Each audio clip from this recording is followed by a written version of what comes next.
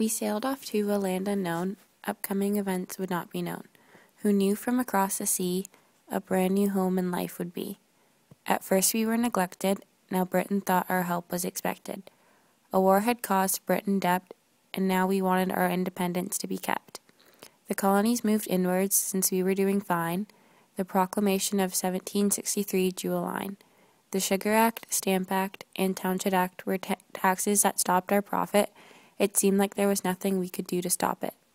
As much as we resisted, Britain did not hear our cries. They had the Sons of Liberty, who they used to despise. The colonies were united for the first time. It even led them to commit a crime. Everyone would soon unite. Independence is why they would fight. Colonies began to get violent. We got the Sons of Liberty to assist. They enforced the ban of British goods, and we all decided to desist. The first conflict between the Americans and British, we gathered outside. We threw sticks and snowballs at the British soldiers. The soldiers killed 5, and we cried.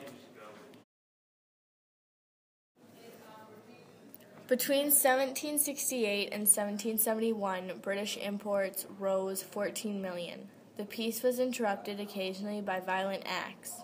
Ships were being attacked and burned. The calm that we once knew had lapsed.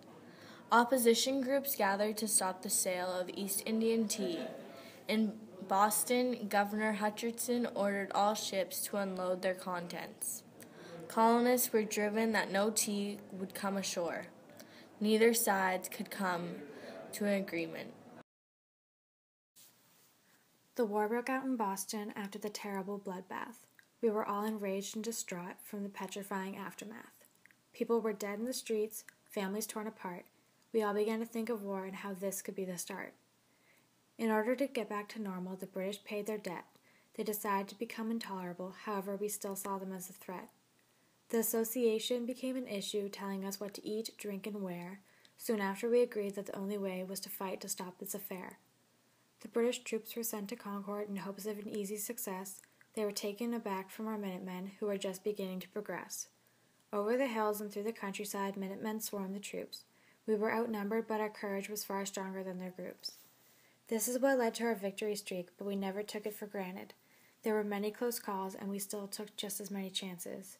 Whenever we felt down, not knowing what to do, we were told to fight for freedom, red, white, and blue.